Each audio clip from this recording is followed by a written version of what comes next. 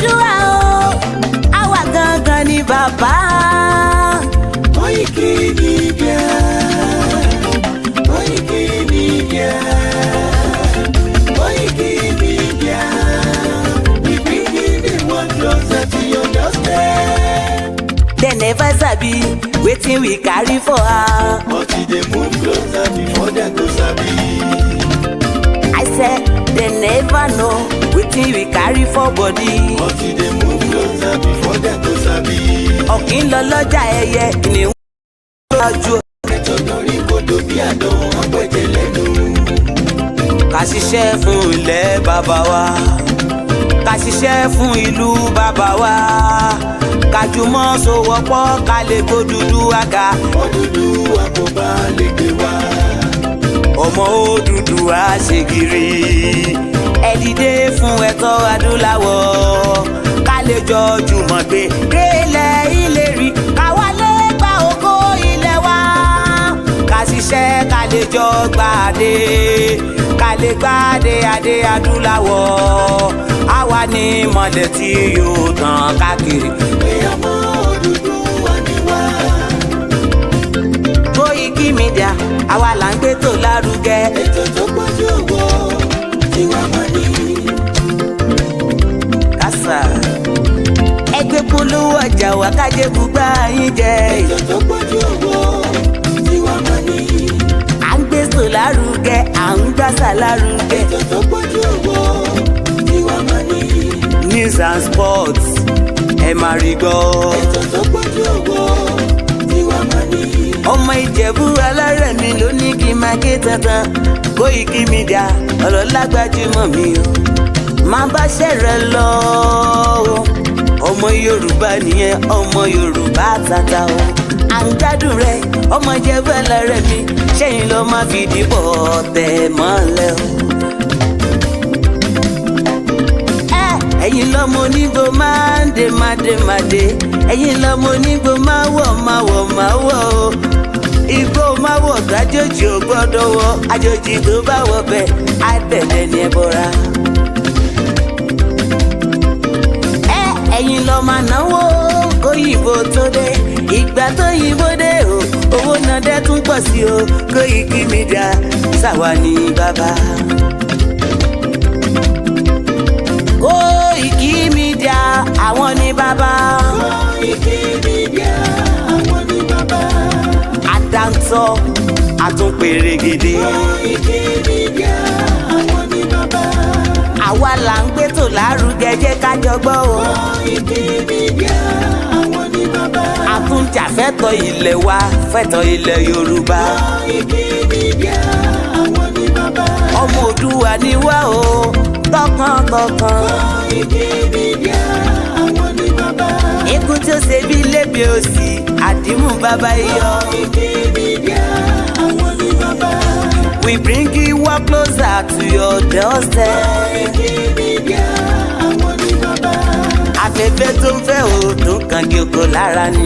Koikimedia àwọn ní bàbá. Àpèrègèdè Olódùmarè ló fún wa ṣe. Koikimedia àwọn ní bàbá. Gbogbo ayé ẹ gbọ́, àwa ní bàbá o. Koikimedia àwọn ní bàbá. Ẹ máa bọ̀ wá ẹgbẹ́ polówó ọjà yín wá o. Koikimedia àwọn ní bàbá. Odùduwà la gbé dání, òtítọ́ la gbé dání. Koikimedia àwọn ní bàbá. A kì í sọ̀dálẹ̀, a kì í sódì kẹta. Koikimedia àwọn ní bàbá. Àdúró tán, a tún pèrègèdè. Koikimedia àwọn ní bàbá. Koikimedia we bring you work closer to your doorstep. Àwọn ní bàbá. Koikimedia is around. To give us latest. Is around o. To give us latest. Ladies and gentlemen, Ẹ mú kalẹ̀ sílẹ̀, ẹ tẹ́tí ẹ gbọ́ ètò tó pọ̀jù gbogbo. ladies and gentlemen, Ẹ mú kalẹ̀ sílẹ̀, ẹ tẹ́tí ẹ gbọ́ ètò tó pọ̀jù gbogbo. Koikimedia is around. To give us latest. Koikimedia. Koikimedia, we're bringing the world closer to your doorstep.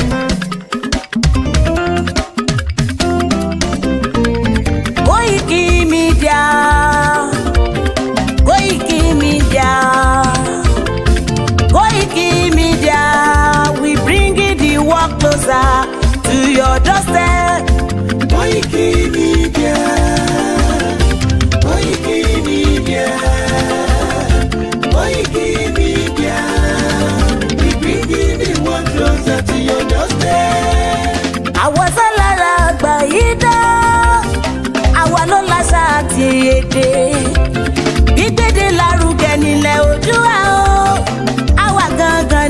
bàbá.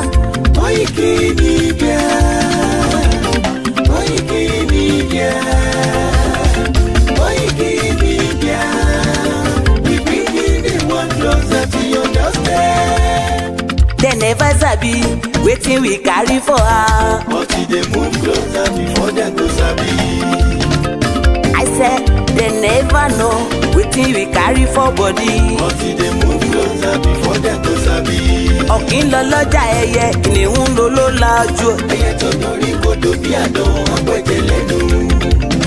Ká ṣiṣẹ́ fún ilẹ̀ bàbá wa, ká ṣiṣẹ́ fún ìlú bàbá wa, ká jùmọ̀ sowọ́pọ̀ ká lè gbódúdú àga.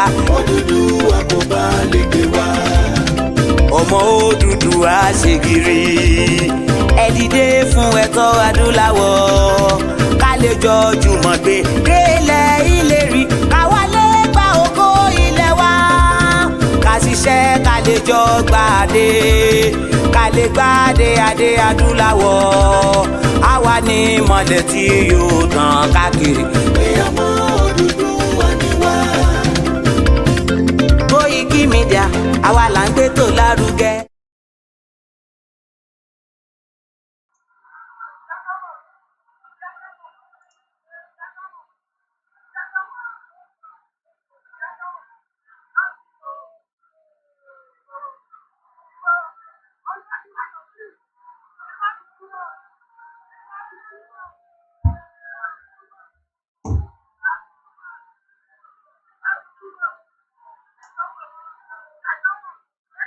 Koikimedia, we're bringing the world closer to your doorstep.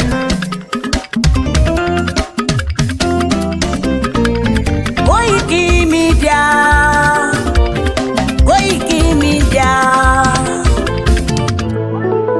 Ọmọ Ìbàràpá lápapọ̀ ẹ̀jẹ̀ adúpẹ́ lọ́wọ́ àkí ọmọ Yorùbá lápapọ̀ tìlé tó kó ẹ̀mí àbọ̀ ẹ̀bá nǹkan mọ Adéyẹmọ.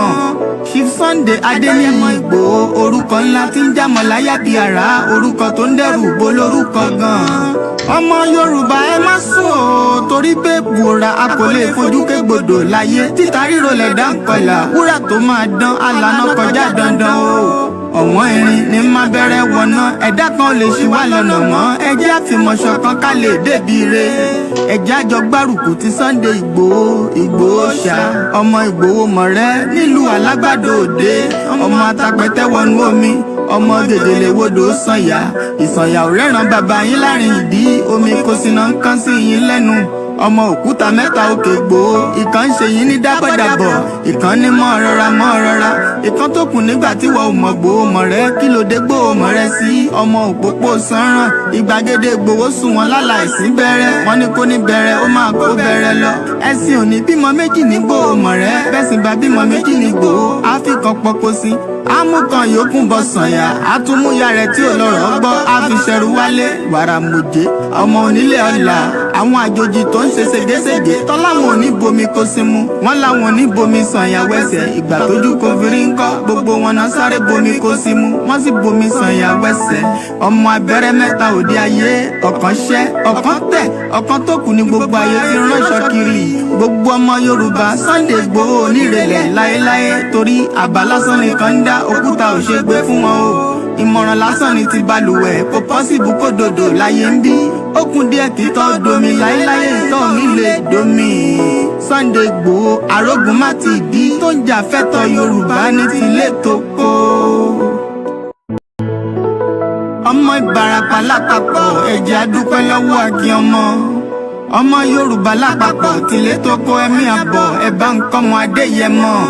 Chief Sunday Adéyẹmọ Ìgbòho orúkọ ńlá tí ń jámọ̀ láyà bí àrá orúkọ tó ń dẹrù bo lórúkọ gan-an. Ọmọ Yorùbá ẹ má sùn o torí pé bùrà a kò lè fojú kégbodò láyé títa ríro lẹ̀dá ń kọlà wúrà tó máa dán alànà kọjá dandan o. Ọ̀wọ́n irin ní má bẹ̀rẹ̀ wọ̀nà ẹ̀dá kan lè ṣì wá lọ́nà mọ́ ẹjẹ́ àfìmọ̀ṣọ̀ kan ká lè débi re ẹjẹ́ àjọ gbárùkù ti Sunday Ìgbòho ṣá ọmọ Ìgbòho mọ̀rẹ́ nílùú Alágbàdo Òde ọmọ atapẹ̀tẹ̀ wọnú omi ọmọ gèdèlè wodò sànyà ìsànyà ò rẹ́ràn bàbá yín láàrin ìdí omi kò sì náà ń kán sí yín lẹ́nu ọmọ òkúta mẹ́ta òkè gbòó. Ìkan ń ṣe yín ní dábọ̀dàbọ̀, ìkan ní mọ́ rọra. Ìkan tó kù nígbà tí wọ́n ò mọ̀ gbòó mọ̀ rẹ́, kí ló dé gbòó mọ̀ rẹ́ sí. Ọmọ òpópó sanran, ìgbàgede gbòó sùn wọn láláìsí bẹ̀rẹ̀. Wọ́n ní kó ní bẹ̀rẹ̀, ó máa kó bẹ̀rẹ̀ lọ. Ẹ̀sìn ò ní bímọ méjì ní gbòó mọ̀ rẹ́, bẹ́sìn bá bímọ méjì ní gbòó. Àfikàn pọ̀pọ̀ sí, àmúkan yòókù bọ̀ sànyà, àtúmúyà rẹ̀ tí ò lọ́rọ̀ gbọ́, àfiṣẹ́rù wálé, wàrà mòjé, ọmọ onílé ọ̀la. Àwọn àjòjì tó ń ṣe ségesège, tọ́láwọn ò ní bomi kó sí mu, wọ́n láwọn ò ní bomi sànyà wẹ́sẹ̀. Ìgbà tójú kò fi rí ńkọ́, gbogbo wọn náà sáré bomi kó sí mu, wọ́n sì bomi sànyà wẹ́sẹ̀. Ọmọ abẹ́rẹ́ mẹ́ta òde ayé, ọ̀kan ṣẹ́, ọ̀kan tẹ̀, ọ̀kan tó kù ní gbogbo ayé ti ránṣọ kiri. Gbogbo ọmọ Yorùbá Sunday Igboho onírèlẹ̀ láéláé, torí àbá lásán nìkan ń dá, òkúta ò ṣe gbé fún wọn o. Ìmọ̀ràn lásán ni ti balùwẹ̀, kò pọ́sibú kó dòdò láyé ń bí. Ó kún díẹ̀ kí tán domi, láéláyé ìtọ́ nílé domi. Sunday Igboho arógun má ti bí, tó ń jà fẹ́tọ̀ Yorùbá ní tilé tó kó.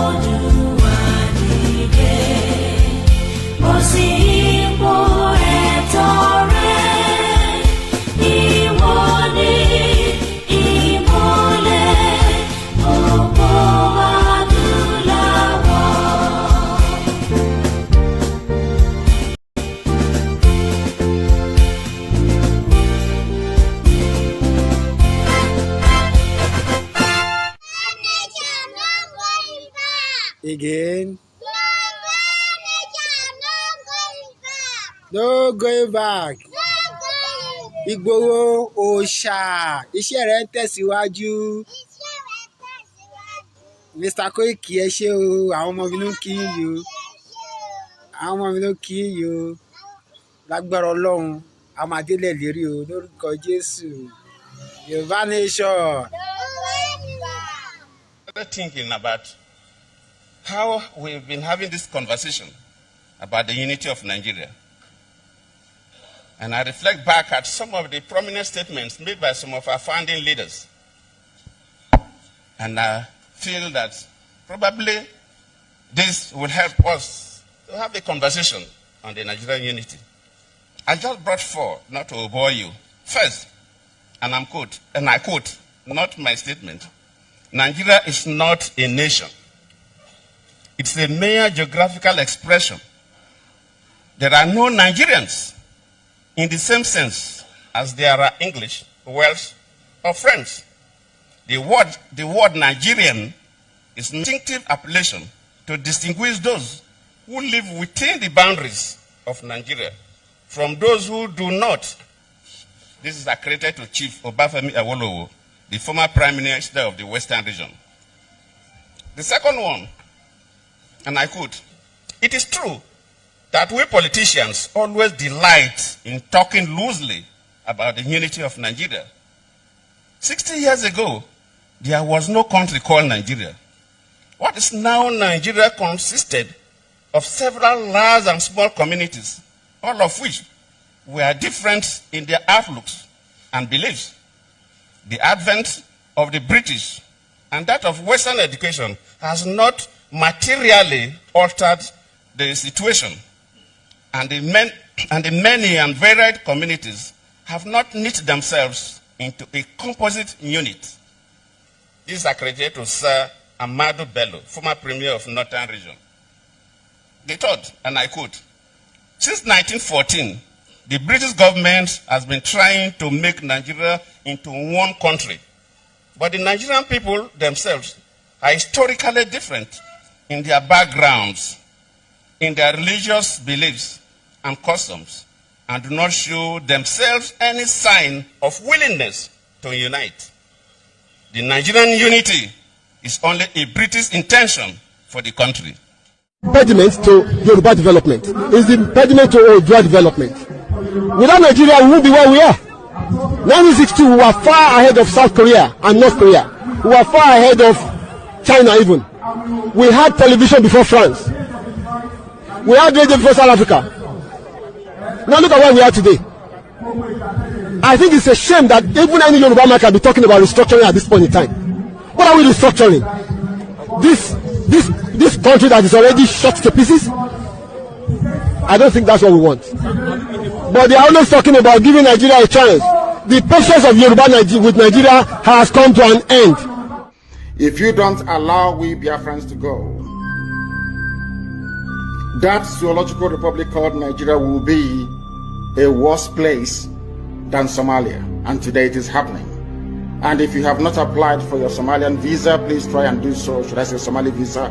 Try and do so as quickly as possible, because the zoo is on the path of destruction, and there is nothing man can do to reverse it. Mark today's date and what I'm telling you.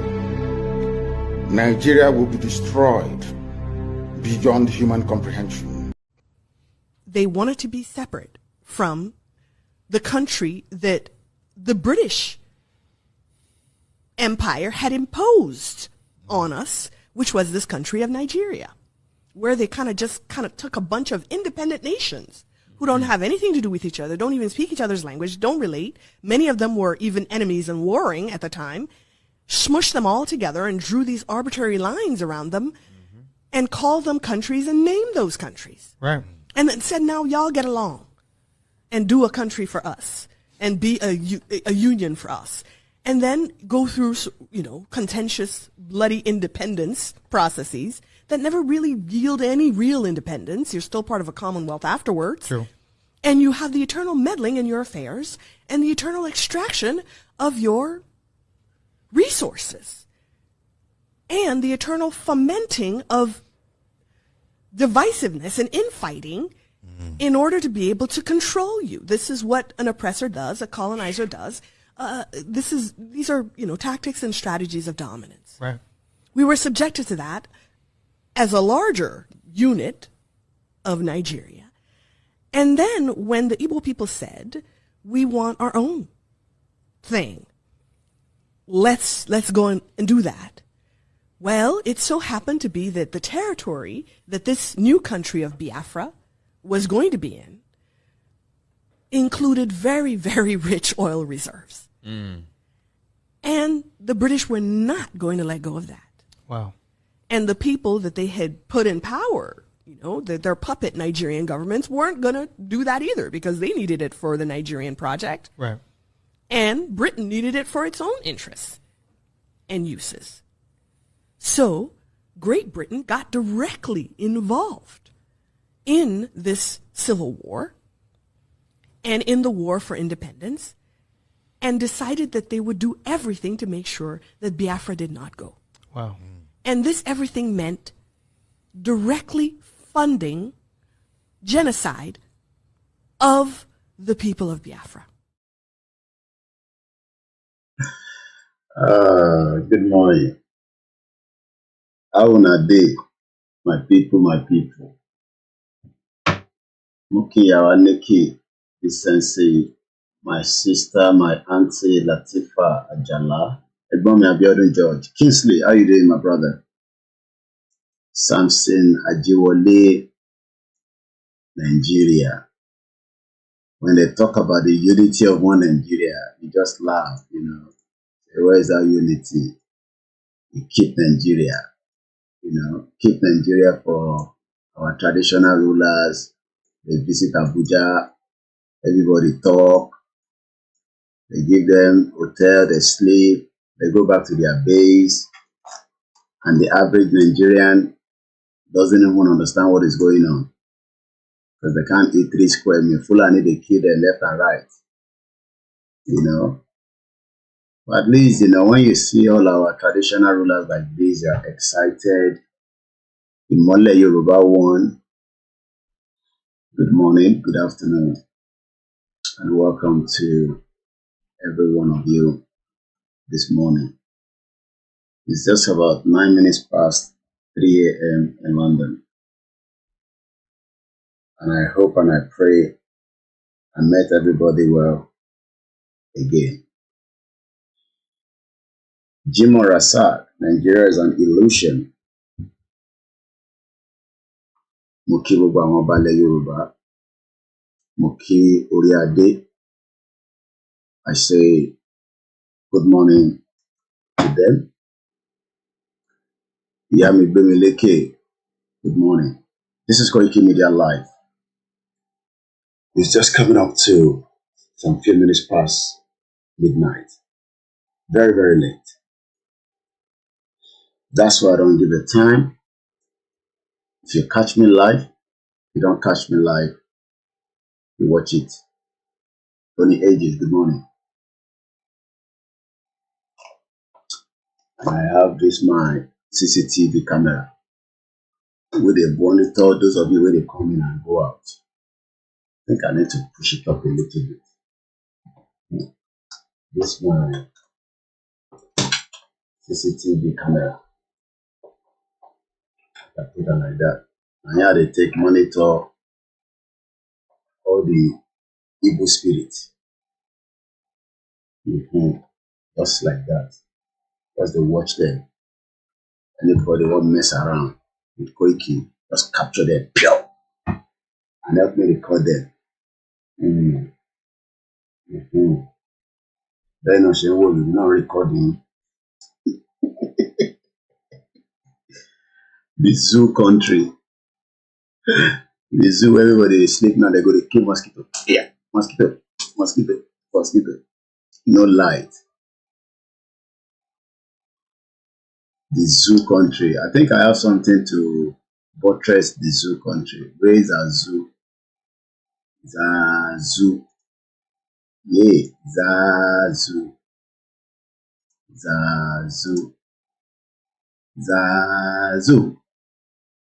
Yeah, Zazu. Help me greet my people before we start. Zazu, I live in the zoo, Babu. I destroy you.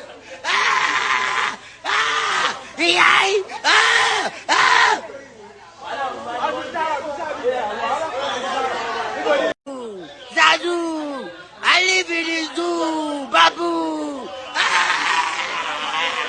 I destroy you.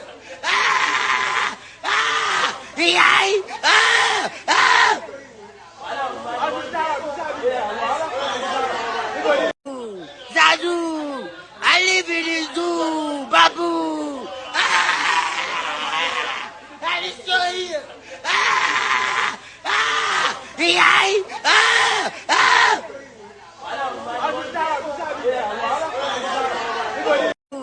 Zazu, I live in the zoo, Babu. I destroy you.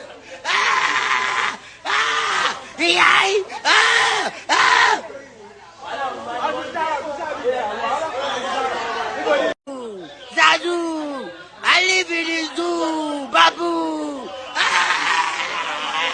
Much indeed. Buhari ti sọ̀rọ̀ àti gbọ́. Buhari ti sọ̀rọ̀ àti gbọ́. Buhari ti sọ̀rọ̀ àti gbọ́. Buhari ti sọ̀rọ̀ àti gbọ́. Ó tún yá ṣe bàbá, ṣe Buhari, ṣe bàbá, ṣe Buhari, ṣe bàbá, ṣe Buhari. I congratulate fellow Nigerians who have realized their power, that their votes count.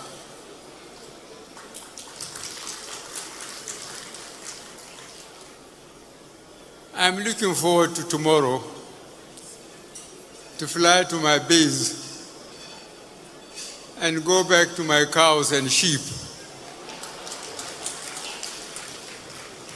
As far as I'm concerned, Yes, I'm satisfied. We are still existing as a united nation after that little fracas. Thank God we've made it to 6 years, and I hope we'll make another 6 years. I may not be here, but that is my belief. Always to keep Nigeria one, together, and to really make sure that there is a better. Sorry. Yeah, okay. So. Talk to me politely. Sorry. And make Nigeria better. Yes. And what's your advice for the politician, the Nigerian politician? Look at the legal process, No, look, Chad. Now, that one, you do your best and be a loyal Nigerian, love Nigeria, good or bad. And whatever it is, if it is bad, try to make it better. If it is good, try to make it even better. Well, best. Try to make it best. Okay? So this is my attitude, and this is the reason why in any government I have always. In case you come across this is me. It's not fake. At least in case you want to buy me coffee, you just go there and buy coffee. That's all. $5 coffee. In case you have seen this and you're wondering whether this is genuine or not, yeah, it is me. I gotta make things that will make you easy, so that you say go and buy coffee. $5. Go and buy coffee. $20. You can do one time. You can do monthly. So enter our Lord Facebook. Sorry, we can't post on the Facebook comment for another 8 days. But you must have come across this. It's very, very easy. We're not kidnapping anyone. Good luck to them. Go and call the governor. The governor has money for security votes. So just in case, and we are still twiddling and working on a few things as well. A very good morning to Bishop Adeshina, and good morning to as many of our listeners. Yoruba Nation is a non-negotiable project, but as many Yoruba people on the way, how far is it going to happen? Muslim, Christianity. What God cannot do does not exist. Assalamu alaikum. Eriwoya. 28 minutes past. Nothing much to discuss than some of the news and the happenings, and then we link that back to our own Babaki Foye. You can see all our kings. They were all in Abuja to go and see Bola Tinubu, the President of the Federal Republic of Nigeria, the country that has no iota of truth apart from lies, like Lai Muhammad. At least, and Lai Muhammad missing for some time. Emefiele has been removed. Emefiele. Bola Tinubu don't remove him. No one give him soft landing. Good morning to those of you on all the platforms and those of you on the Mixed LR. Let's go into the conversation and let's see what we can bring out from the late night broadcast. As everybody have listened to the first half an hour, Jonathan said there's nothing called Nigeria. Dr. Ugu said the same thing. Nnamdi Kanu said the same thing. George Akinola said the same thing. But the President of the Federal Republic of Nigeria disagreed with us. He believes that Nigeria can still survive. How much time Nigeria have to survive, time will tell. It's all about the countdown. Everybody is just playing a game, knowing fully well that the unity that holds us together, the structure, the map, everything that puts us together does not function anymore. But an average Yoruba man sees the Yoruba man in the presidency and automatically say, that is more than enough now for us to celebrate, jubilate, and be grateful. Nobody is arguing with you on that. It is a stupid man that will say that Bola Tinubu does not deserve what he has achieved, knowing fully well his background. Mukia to Milomo. Once again, it's 3:20 a.m. and that is London time. Time zone will be different across wherever you are. Does that stop the Yoruba people from attaining and asking for our right to self-determination? I say no. Muki, my beautiful auntie, Olaide, Olateju, Ekaro, all these are our big auntie that are working tirelessly, keeping the family together. Àwọn kan wà Nigeria, àwọn kan wà abroad. Àwọn obìnrin bó ṣe máa ń manage láti take care of family and also their self and look after external family. I don't know. Kódà, the only thing I remember before I slept off was pé mo ṣáà jẹun kí n tó sùn. And I'm sure sometimes when I look at my wife and I see the workload, but my work in this scene, she's knackered, sleeping. So I don't know how you manage. Èmi gan tí bí a torí jókòó táwa máa ń jókòó àtọ̀rọ̀ tá máa ń sọ, it knocked us out quickly, but ẹ̀yin obìnrin wa, you have another extra power. Ìgbà tí màá fi jí, aṣọ ti fọ̀, wọ́n ti sáṣọ, wọ́n ti clean gbogbo kitchen, wọ́n ti tidy up.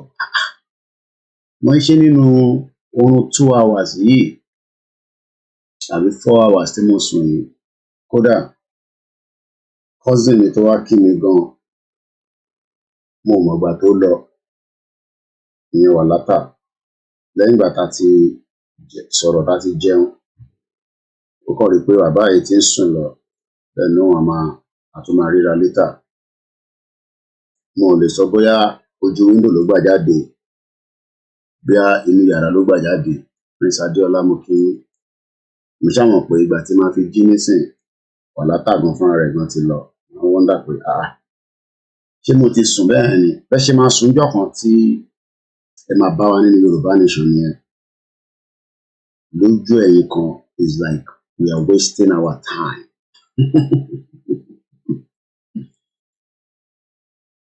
Mo kí gbogbo àwọn bàbá wa ní Olúwa. There's a lot of night vigil prayer that is going on. What God cannot do cannot survive, does not exist. So prayer goes on 24 hours because we are people that believe in prayer. As we are celebrating prayers, I want to believe in that as well, quote and unquote. They are also celebrating their own culture. Even America are celebrating the LGBTQ. I live in Western world. I cannot say I disagree with them. Itimaso, That will be my internal message. Since I still live here and I don't want to be returned back to the crazy country, that means I will respect the British ways of life. Does not mean I will accept everything that they do. And that's why I've been able to live here for 25 years without any punching and disagree with people's view. I've attended the lesbian and the gay rally few times. Sometimes you might have seen those videos before, or you might come across it at some point.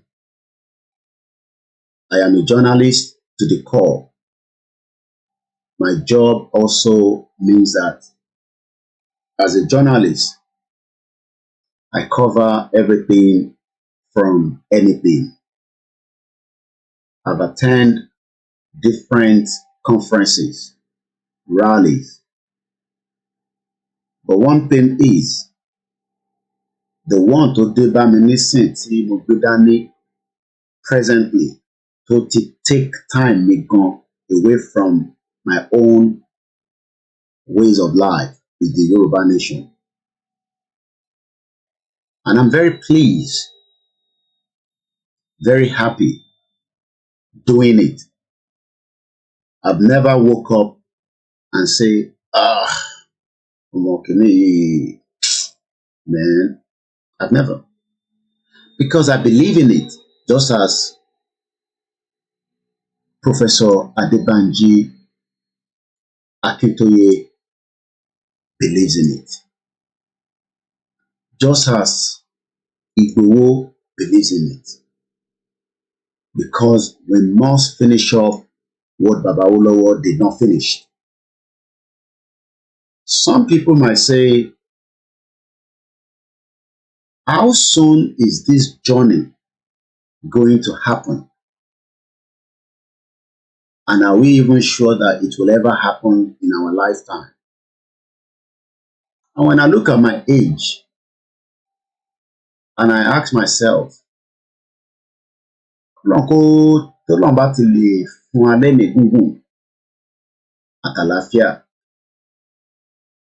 you know Babangida is still alive? Even with all the atrocity to Tishelaye, Babangida still exists. He's an old man, locked into his wheelchair. I don't think he'll be able to stand up anymore, at least for now. But he's alive. So he witnessed certain things during their own life, whether it was the civil war of Nigeria, whether it was the military time that he overthrown Sebaba. But at some point, Babangida never thought he would be moved or removed or step aside or step down, whatever he said, that gave way for the interim government. The reason why Timon Sole ni pé fẹ́yìn tẹ́má fi lọ́kàn yín pé project tàgbé dání, because the project, apart from nonsense tí Scamanja Dúpẹ́ virulent yẹn sọ, èmi àti Wàlátà ń sọ̀rọ̀ lánàá, kò mọ tán pè ní kódà inú ibi iṣẹ́, a company that has a structure, only ways the company yẹn fi progress. So, and I tell you, pé ẹ fi wọ́n sílẹ̀ kémi máa lọ bá yín snoop nǹkan sọ lọ́hùn. Ó ti rẹ̀ ṣó yẹ kó rí bẹ́ẹ̀. Gbogbo tó sọ lánàá, mo gbọ́ Yorùbá nation as much as bó ṣe máa ń sọ̀rọ̀ tẹ́lẹ̀. Ó ṣì ń ṣe program ẹ̀, and nobody can stop them. But the content of Àtìgbà country, a máa ṣe country, kò wà relevant mọ́ nínú program tó ń sọ. Mo gbọ́ Wálé Àlè, the same thing. There's no content regarding how what they have told you pé wọ́n declare Yorùbá nation kan ní November tó ń ṣeré ọwọ́. Mo wo ìjìnlẹ̀, the same thing. So if you are still of the view and you are listening to them, you can listen to them from another program tó bá ń ṣe. Èmi àti Wàlátà ń sọ̀rọ̀ lánàá. Ṣé mọ̀ pé Jimmy Boy Smart ìyẹn hide sínú kọ̀rọ̀. Mo kí mọ́mí wa Moses Modúpẹ́, bàbá Wọ̀sẹ́nì, mo kí Ọlátìjẹ.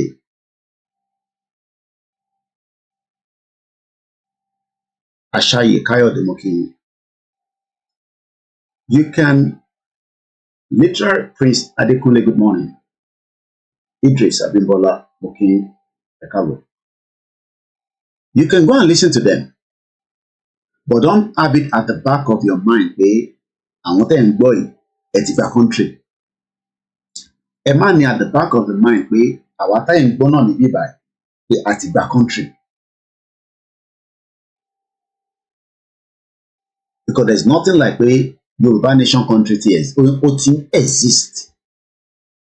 Ìyẹn wà nínú in time bẹ Ọlọ́run fún pé what God cannot do does not exist. Èyí tá à ń bẹ Ọlọ́run pé k'Ọlọ́run wọlá sámà àtòkè àtilẹ̀. Òyìnbó ń gbìyànjú láti mọ kí ló ń bẹ nínú sámà. Ọlọ́run lòun níbẹ̀. Ẹ máa gbìyànjú. Kódà mo tún wo fídíò kan lánàá tí lójú ayé wa àwọn nǹkan míì wà tí ó máa dàbí irọ́ but a máa rí. Ta ló gbọ́ pé shark jẹ́ nǹkan ní Egypt? Live shark ó jẹ́ nìyẹn live. Wọ́n padà pa shark yẹn náà. Ìyẹn lọ bẹ́ẹ̀. Then òrùn yìí ni mo ya picture, kò ń ṣe photoshoot. Èmi fúnra mi mo fọwọ́ ara mi ya picture òrùn yìí. Mo gbójú sókè. Wọ́ọ̀ tí bí ẹ dá ẹni kan dá tó máa súnmọ́ òrùn yẹn.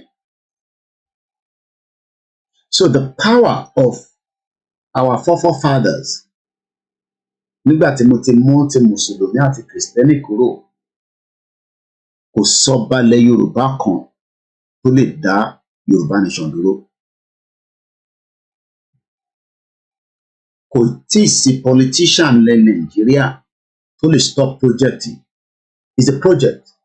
So the illusion tí à ń sọ fún yín lójoojúmọ́ láti fi máa mú mind yín kúrò nínú èyí tí Dúpẹ́ wá sọ fún wa, because she's a storyteller. Bó pẹ́ ká tó catch up pé ìyá ìkan wá sọ story ni. Ẹ dáhùn pé tó bá ń jẹ́ storyteller tó máa ń ka story fáwọn ọmọ kéékèèké kó tó lọ sí bed, tó bá good at it, everybody will buy into it.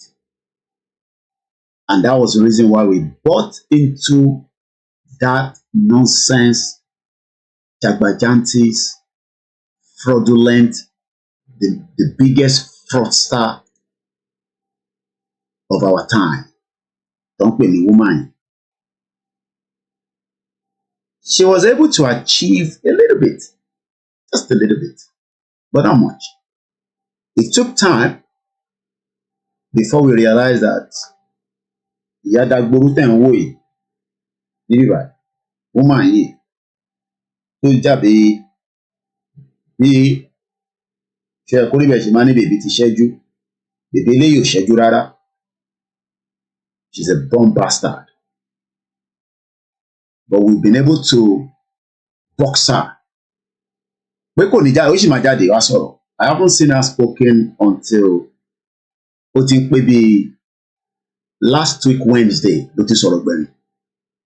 Mo dẹ̀ rò pé mo pàdé ní audio kan tó tó sọ pé ó ṣe ẹ̀mọ̀ pé tẹ́lẹ̀ ó máa ń ya lára àjọ audio síta ó sọ yẹn di rédíò bí ìjìnlẹ̀ FM. So before we just move further, so if you are still of that opinion, mo mọ̀ pé wà lábẹ́ program báyìí ẹ̀ tó bẹ́ẹ̀ ẹ gbọ́dọ̀ wá gbọ́n tí mo fẹ́ sọ. Wọ́n tí ìbí bàbá yín dá èmi ni mo máa sọ fún yín ìtẹ̀fẹ́ gbọ́. Àwọn tí mo bá sọ̀rọ̀ tí wọ́n wà lórí program báyìí kò ń ṣe ẹ̀yin regulars. Àwọn regulars kan wà wọn comment wọ̀dẹ̀ ń. Àwọn tí mo bá sọ̀rọ̀ wọ́n gbọ́dọ̀ wá jí mi wò wọ́n ti lọ ṣí àkáǹtì mi. Ṣẹ́rí àtẹ̀wò yìí ó máa fà yín sínú River Niger akọ̀jù yín síbi akọ̀ máa lọ́ntì ẹ̀. Mo kí Dr. Benjamin. But my job is to change the narrative. Ẹ bá máa padà wá sínú Yorùbá nation. Àìmọye àwọn tó ń ṣe PC lọ́wọ́lọ́wọ́ tí mo sì ń sọ fún pé mo ò ní any problem pẹ̀lú wọn. So kí ló dé tí mo ṣe pé wá ní problem pẹ̀lú ẹ̀yin tájọ́ ń ṣe Yorùbá nation? Ẹ ti get understanding but kó tó di pé ìyá burúkú tí ó jẹ́ storyteller tó wọlé tó lo ṣó yẹ kó rí bẹ́ẹ̀ tínú yẹn máa ń dùn mọ̀mọ́ ìyá wa mua mo ò gbọ́ gbogbo program ìtàn lánàá ìyẹn ṣó yẹ kó rí bẹ́ẹ̀ mo kàn wo mo scale through mo yọ ohun tí mo fi yọ ń bẹ̀ mo á realize pé má ṣe etí technology dálẹ̀ nìyẹn wàhálà tá à ń sọ fún mi lánàá nípa AI àwa ń sọ̀rọ̀ that AI is another thing tó máa jáde tó yẹ pé tó bá mọ owó ẹ̀ lò ó lè lóde tó yẹ pé tá bá ti wà lórí program bọ̀.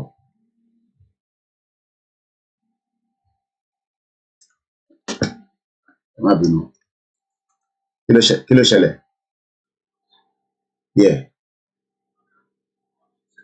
Kábíyèsí Elédùmarè kábíyèsí ẹ̀ kábíyèsí Elédùmarè ṣé nísìn máa ṣọkùnrin ni o máa ṣọkùnrin mo wà lórí program náà wọ́n dàgbà ìyá ló ń pè báyìí.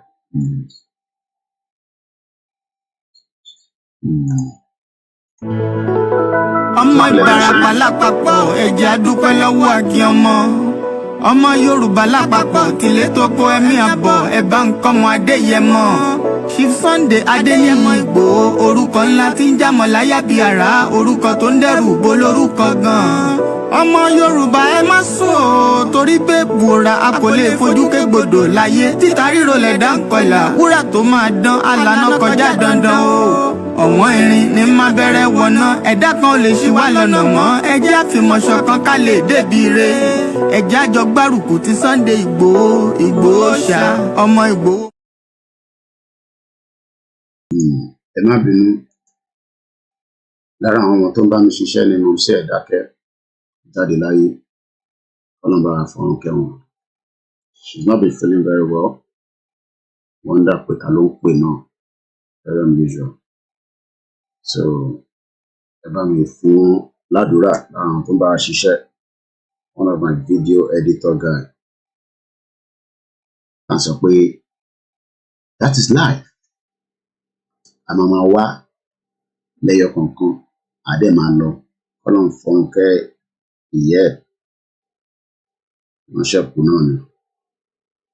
So the journey stopped there and that will be the end. Mo kí Aziz.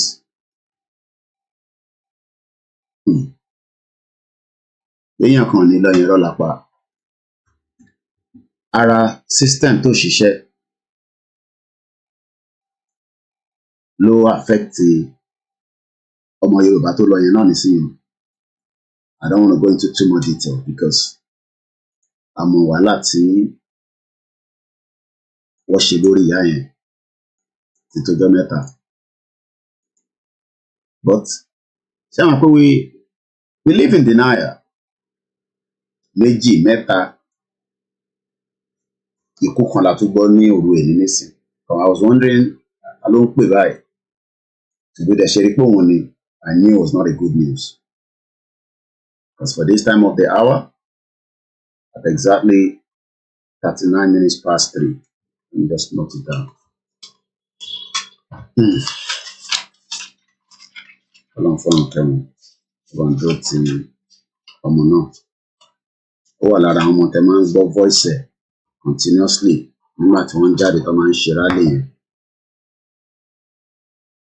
You know, he's one of my experts. I don't joke with that particular one as well. But since I máa ṣe sí, pé tí bá parí program,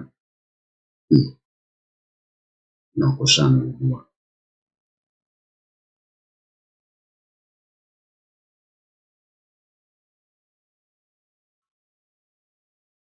Mo kí gbogbo wa lẹ́ẹ̀kan sí pé a kú ojú ọjọ́ ṣe rí lọ́dọ̀ wa. As I was saying before that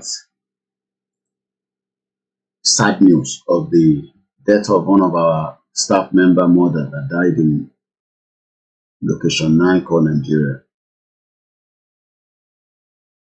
we are being in danger, but our royal fathers, they believe with Bola Tinubu that we can still rectify and make Nigeria work. Nobody will argue with them. Nobody's going to argue with them. But it's just the normal thing that traditional rulers pay courtesy visit to president.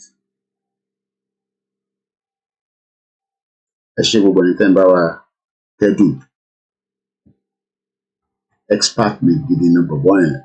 The last time I say bye, let's say develop a video yẹn. Ẹ ṣẹ̀ṣẹ̀ tán ní university náà ni. Mo ṣọkùnrin náà ni. Sí nǹkan tá a máa ṣe sí. And the life continue. Kò ṣáà ní sọ pé torí ìyá òun kú nísìn kó náà wá sọ pé òun bá lọ possible. Àìtí rírú ẹ̀, Ọlọ́run ẹ̀ ń já rírú ẹ̀.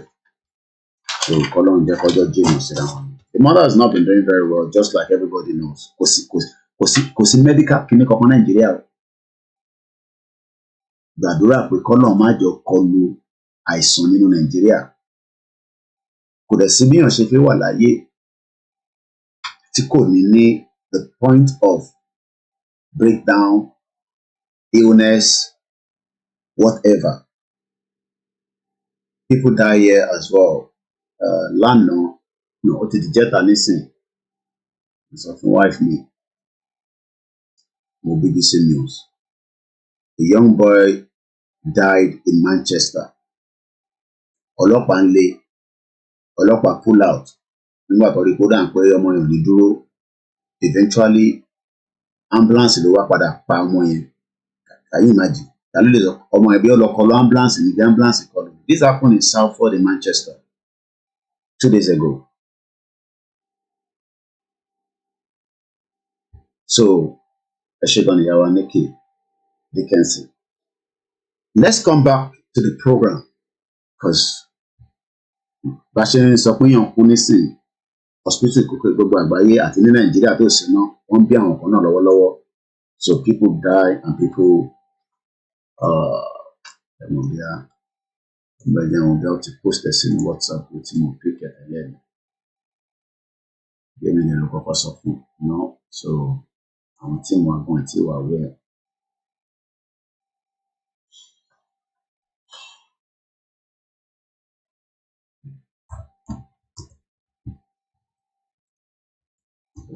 Again, break it fún.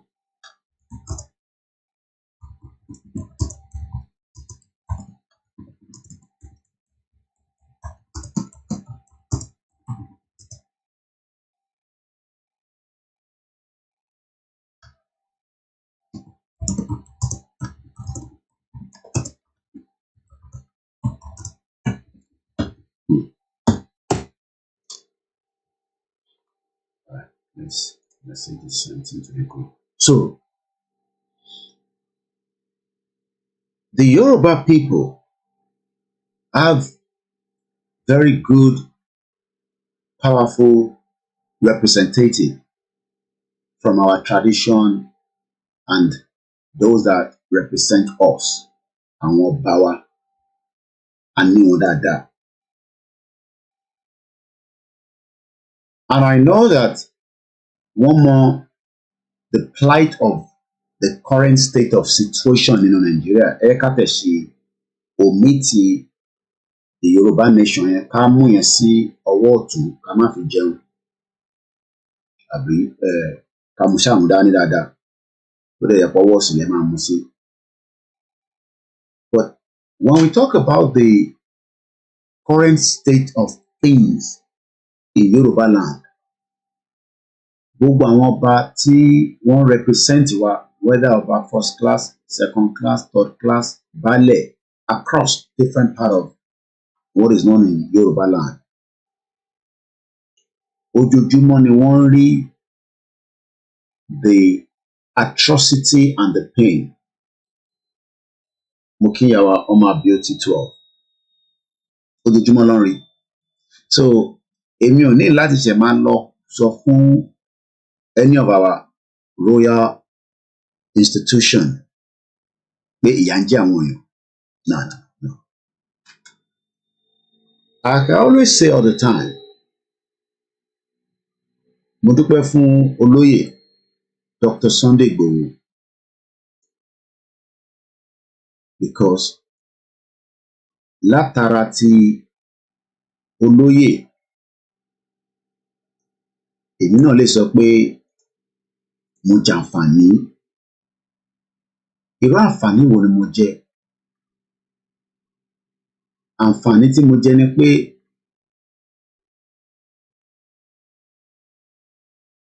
I was privileged among millions of Yoruba people to meet with this man. It was a privilege. Kélédùmarè, ọ̀nà ọba ò kì í kú, ọba ń wàjà ni.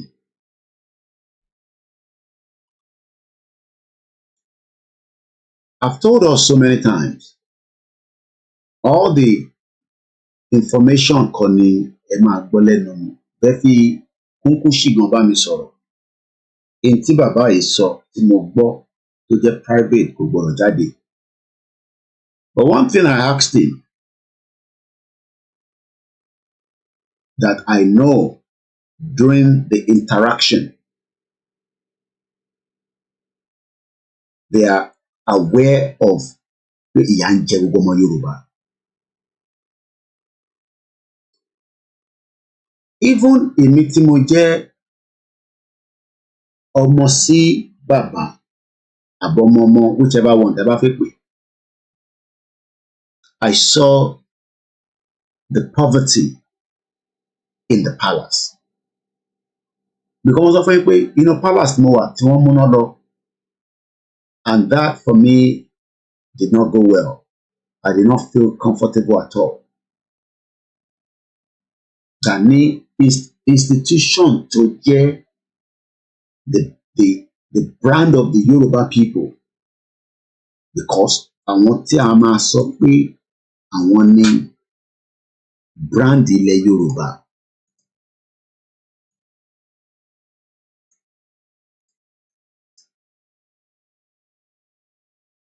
Even up to some of his private residents. Kò ṣe gbogbo ẹ̀ láti pàdé ní palace, but I don't go into more details. But in mo fẹ́ fàmẹ́ ni pé the current one tó ṣì wà láyé, Ọlọ́run á bá wa pilot wọn, á guide wọn, and they can present as it is to the new president Bola Tinubu.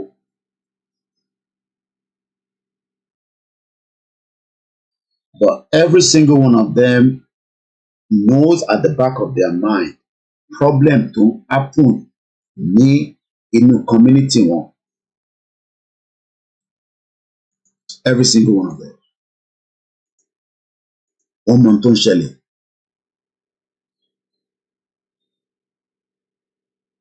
Nínú community wọn. But so many of the Yoruba people are asking the question, role wo làwọn ọba yìí máa play in this project Nigeria?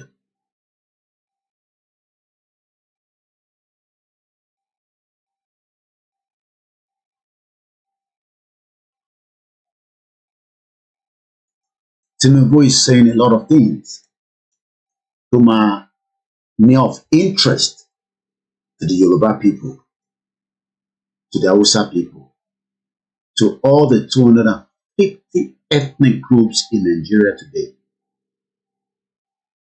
But is that going to give us the joy, the peace that everybody is waiting for, that everybody is looking forward to? Buhari was able to meet them as well, but Buhari failed maybe to listen to some of what their demands are. Because more in all the Nigerian states today,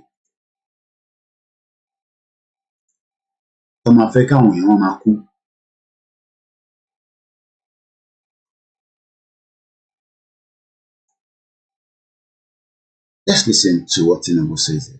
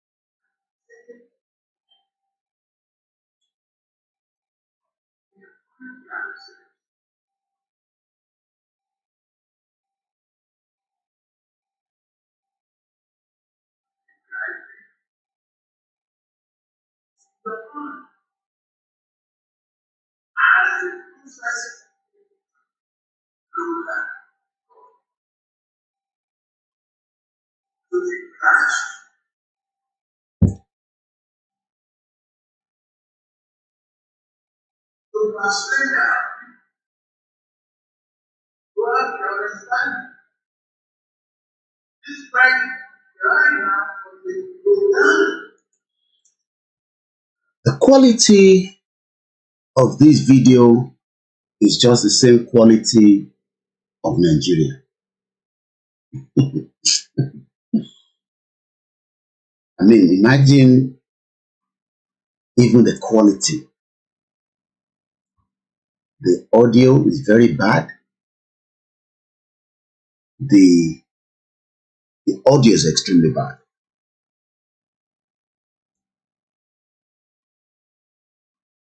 Tinubu is trying to fix Nigeria,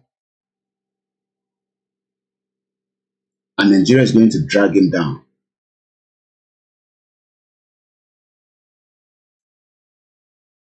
He wants to fix Nigeria, but Nigeria from Arema drag it down, because trying to rectify the damage that the country has been. He was talking about the grassroots, local government. Like I said, he would unbundle certain things just to please Nigerians. He will work to his own capacity. But in the long run, there will be a lot of obstacles, challenges. Because ìlú tí Tinubu fẹ́ fix Tony, in one of his statement that I read, let me go bring that statement up. Once again, mo kí gbogbo wa. Emefiele has been arrested. I don't say if he arrested, whichever one. Let's see. Go to Tinubu's official.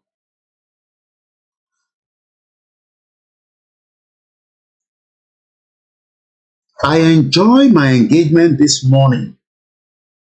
Tinubu ló ń sọ̀rọ̀ nísìn. With a gathering of traditional rulers from across the country. That is a lie. There's nothing called a country. And let me now go back to Babakintoye's letter. Tinubu said there's a country. I disagree with him. There's nothing called a country.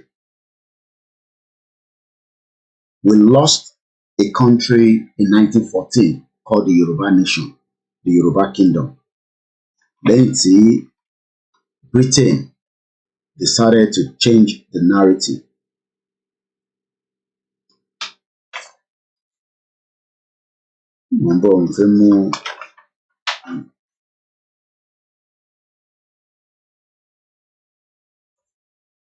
Tinubu sọ pé there is a country. In the course of our dialogue, I tasked them with supporting the administration's effort to ensure lasting peace and unity. Mo fẹ́ kẹ́ take note ibẹ̀ yẹn. Sanki mo kí ẹ. Mo fẹ́ ká take note ibẹ̀ yẹn. Mo kí Mr. Ahmed Adewale, Adeniyi Jubre, mo kí Karl Aman, Fadera Misu. That audio was very bad, extremely bad. Mo fẹ́ ká take note of ibi tí Tinubu sọ pé ó ń bẹ gbogbo àwọn traditional rulers, all these traditional rulers, fẹ́ ń wò ní bíbá. Tinubu is begging them because jọ òun bẹ̀ wọ́n ni kó jẹ́ kóun rí ìjọba yìí ṣe. Ẹ mọ tó ń ṣe bẹ́ẹ̀ nísìn. Ó ń plead on behalf of àwa tá à ń agitate ní southwest, àwọn tó ń agitate ní southeast, àwọn El Zakizaki ní north, ní middle belt, ní gbogbo ibi tó ń pè ní 36 states of the Federal Republic of Nigeria. I'll go back again and say, in the course of our dialogue, ẹ mọ̀ pé Tinubu sọ pé ó máa dialogue with everybody. Ó wà nínú ọ̀rọ̀ tó sọ. Mo ní máa try láti wá that particular video yẹn and lè fi sínú video archive wa. Ẹ bá lọ sínú page 7 letter Babakintoye. Professor, our administration shall govern on your behalf but never rule over you. We shall consult and dialogue but never dictate, which is exactly what he's doing right now. On dialogue, on consult, trying to bring unity, peace, love among all the Nigerians through the traditional institution, the traditional rulers across the country. But what they are not telling us is this the project that will fix the problem. The project vote every 4 years, calling the traditional rulers, the same traditional rulers that you have not given any respect in the country, that àwọn Britain your rule wọn kúrò. Like I said, gbogbo tí ikú bàbá yèyé bẹ́ẹ̀ mi discuss kò ní máa sọ nísìn.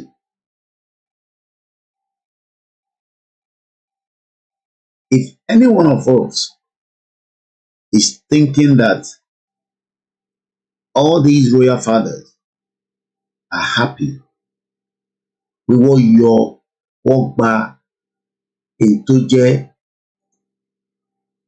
nǹkan wọn, wọ́n gbà kúrò, wọ́n wá gbé fún àwọn olóṣèlú,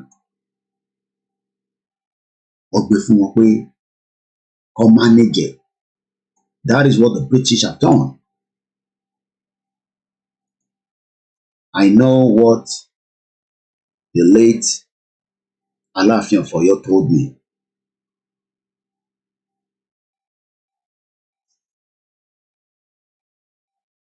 That institution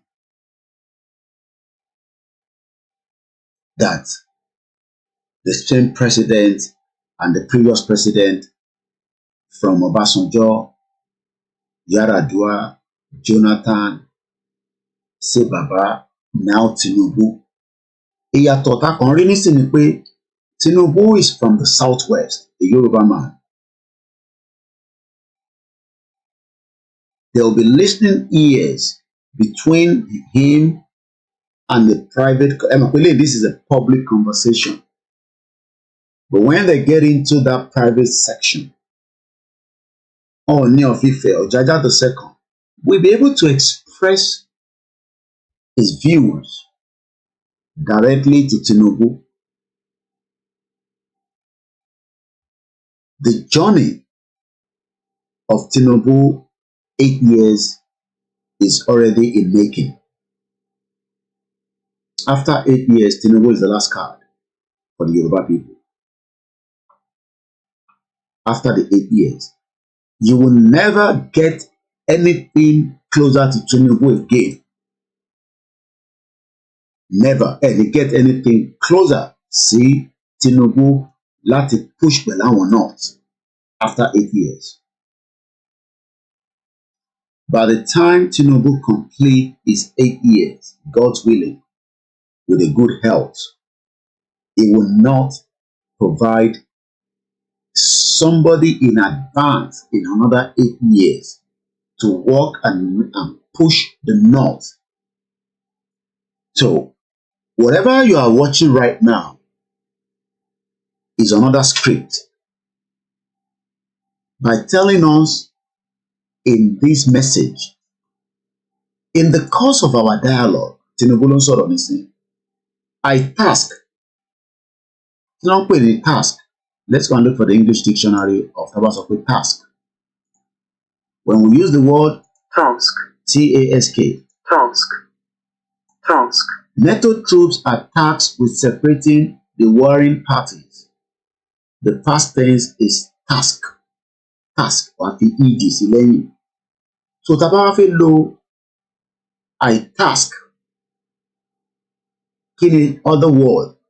Charge, assign, entrusted, committed, entrusted, commission. Ẹ máa gbọ́ wọ́n commission ní project kan, even though the project is halfway. Ìdòwú Matthew, good morning, and the rest of those of us. The real now, my brother, good morning. Mr. Nwosu, good morning.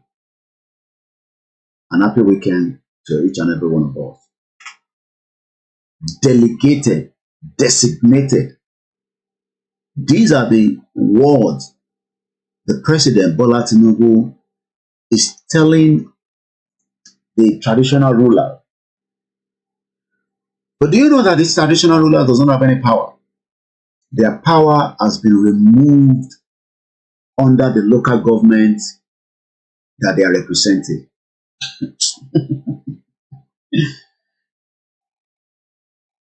like I said, tí bá gbọ́n tí mo jókòó ní inú little confinement mi tí mo kàn play back some of the conversation that went between the late Ikú Baba Yèyé, the Aláàfin for you. I laugh when Yoruba people are saying you have a country. You don't have a country. You've never had a country until we take back our own sovereignty. Like I said, there will be a lot you will read in the future. But what I can tell you from sitting close to that man is that kò sọ́ba kan nílẹ̀ Yorùbá tó máa sọ fún nípa ní country. But what they are playing out today in tẹ́ ń rí níbí báyìí nísìn, Elégùṣì kan ló wà lẹ́yìn yẹn. I think so, yeah. Ṣé Àwùjalẹ̀ wà ń bẹ̀ ṣá? Can't see properly. Different ones of them. What you are seeing right now is the script just to say that ìfẹ́ wà láàrin gbogbo wa. Ṣé àmọ́ kí gbogbo wọn bọ́ ṣe dúró sí mẹ́rin? If they have the opportunity, wọ́n lè snap ara wọn. Gbogbo wọn bọ́ ṣe jókòó yẹn. They can stab each other. But they have to come out in a way so that Nigeria can say, hey, look at Aláàfin and Sultan of Sokoto. Ṣé àǹkọ́rẹ́ àwọn ẹni àti Obi àti kò ń ṣe Peter Obi o, àwọn Igbo.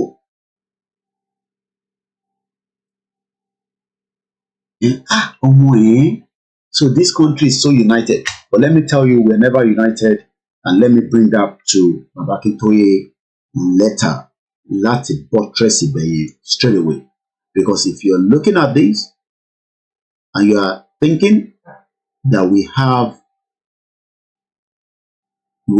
united, we are not. So I'm going to come to this letter quickly. Let me remove Ikú Baba Yèyé, our father that I had the privilege. They're all private between myself and CSI. Therefore, this is Baba Akintoye in this letter, page 6. Therefore, let me bring Baba to my back. A very good morning and welcome. Àwùjalẹ̀ wà ńbẹ̀. Okay, ẹ ṣé gan ni Bishop. Àwùjalẹ̀ ló wà lọ́wọ́ ẹ̀yìn. Let's put our father behind me. Baba Akintoye went on to say, mo sọ fún yín pé mama connect letter throughout until whenever. Every daily activities in Nigeria ma connect padà sí statement as sent to Tinubu, the President of the Federal Republic of Nigeria. Page 6. Therefore, we Yoruba nation reaffirmed our decision to negotiate with the Nigerian creation of our own and separate autonomous political economic space outside the framework of what is now the framework of the now illegitimate Nigerian state. There's nothing called Nigeria. Mo sọ fún yín pé tí bàbá yìí sọ fún wa tí mo gbọ́ lẹ́nu wọn kò sí nǹkan kan tó ń jẹ́ Nàìjíríà. Mo kí yàrá Adéníkè Adéyẹmọ. Tọ́mọ Yorùbá kan bá ń wo picture tí wọ́n sọ fún yín pé there's a Nigeria, ẹ tutù ẹ̀dá.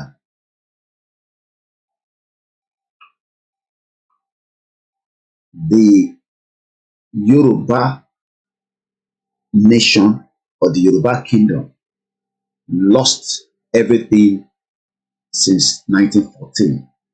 There's nothing called Nigeria. Ó ń ṣe pé wọ́n sọ fún mi, mo wà lórí síìtì mi tí bàbá yìí tó ń sọ tí mo gbọ́ létí. Mo súnmọ́ wọn dáadáa kí n lè farabalẹ̀, but a kò lè rìkọ́ọ̀dì mi. Ìwọ tó wò mí tó bá sọ pé Nigeria exist, forget it. I thank God Elédùmarè pé mo lọlé at the appropriate time nígbà tí mo lọ yẹn. Pé mo ò ṣeyèméjì nígbà tí ẹ̀mí mi sọ fún wa pé tí mo sọ fún chief pé mò ń bọ̀ nílé tí mo dẹ̀ lọ. 3 months ni mo ti ra ticket mi pé mo fẹ́ lọ Nigeria in advance. I could not wait to get home. So when we now met with this, our royal father, Ikú Bàbá Yèyé, and he started tabling certain things, tó bẹ̀rẹ̀ sí analyze certain things. Abájọ, abára àwọn picture kan, àrí ọdún báyìí. Mo wá sáré, ẹ mọ̀ pé èyí dẹ̀ calculate. Mo rántí picture gbà tí Prince Charles wá sí Nigeria. Mo rí bó ṣe demarcate picture yẹn. Everything tẹ̀ ń wò ní bíbá is choreography. There's nothing called Nigeria. But wọ́n gbọ́dọ̀ present ẹ̀ ságbáyé pé ìfẹ́ wà láàrin gbogbo wa. That is what ìtẹ̀ ń wò ní bíbá yẹn nísìnyí. It's just to present to the world. Tó bá mọ tán pè lágbàáyé, àgbáyé lélẹ̀. Òun ni lẹ́yìn mi. Bọ̀. In tó ń wò yìí, what they are doing right now and what they've been doing since tapara sí democracy ni pé make sure pé àwọn traditional rulers are always presented to Nigerians that everything is normal. But kò sí nǹkan kan tó normal nínú Nàìjíríà mọ́ láti 1914 nítorí pé British ti gba agbára kúrò lọ́wọ́ àwọn traditional rulers wa. Mo rántí nígbà tí Kábíyèsí Ọọ̀ni of Ifẹ̀, I had the opportunity to meet him as well. Ìyàtọ̀ kan ni pé I could not go and see him like some other people had the opportunity when he came to UK. Ibi gathering láti pàdé ní opposite Westminster Palace. I was one of the media that went there to cover it. But I didn't have the privilege to go and meet him at the hotel for Desi láti lè rí wọn one-on-one. And I've never been able to do so till date. But from what we've been hearing about in Totten suburb, and when he came to UK, from what we heard, he was taken to some places that has a significant link between who we are and why those things are still here. Do you know that there's so many things that the British are still keeping here apart from our there are some certain things that are here that they are holding back. And from in time, that, they are hoping that those things will return back to our territory. How far that has gone, I don't know. But whatever you are watching right now in these pictures, these images, Kajo ni gbogbo ẹ̀, moment tí Ikú Bàbá Yèyé sọ. The world, this world, that is the image they want us to be seeing. Wọ́n ní Tinubu sọ pé màá ka ti Tinubu tán again. I task. Mo ti sọ meaning task fún yín lẹ́ẹ̀kan. Task. Ó ń charge àwọn royal institution tó ní power. Ẹ̀rí pé kò make sense. Do you know that the power of our traditional rulers have been removed? Láti 1914. 1914 ni British, or Britain rather, ló ti remove the energy, because energy ni gbogbo nǹkan láyé. Àwọn Britain ti yọ energy yẹn kúrò. Wọ́n ti gba agbára kúrò lọ́wọ́ àwọn traditional rulers wa. Mo mọ tí ikú bàbá yèyé sọ fún wa. So if you are still out there, then look at all these pictures, right? Whether from the north, middle belt, southwest, southeast, blah, blah, blah. Gbogbo wọn pátápátá, wọn ò ní any authority kankan. Àṣẹ gbọ́dọ̀ wá látọ̀dọ̀ bàbá tẹ̀ ń wò yìí, Tinubu. Tinubu gangan ni àṣẹ ń gbọ́dọ̀ wá látọ̀dọ̀ ẹ̀. Ìyẹn ló ṣe ń task wọn, ó ń charge wọn. Ó ń charge àwọn tó ní power nínú local government wọn. Ṣé wọn pé ní palace kankan nílẹ̀ Yorùbá, local government lè override tó bá ń bọ̀ láti palace. Oh my God. Let's go further. In the course of our dialogue, I task Tinubu ló ń sọ̀rọ̀ nísìnyí.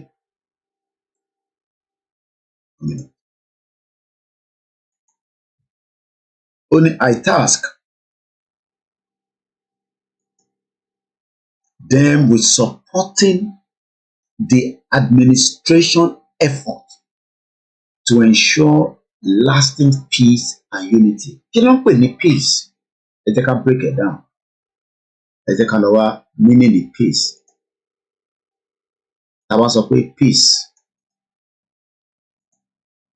Tá bá ní peace. Ó ń ṣe peace airline náà. Tá bá ní peace. Freedom from disturbing tranquility. Peace. Freedom from disturbing. Tá bá fẹ́ wà ló ní èdè. A state of tranquility or quiet. A state of security or order within a community provided for law or custom, keeping the peace, freedom from civil disobedience.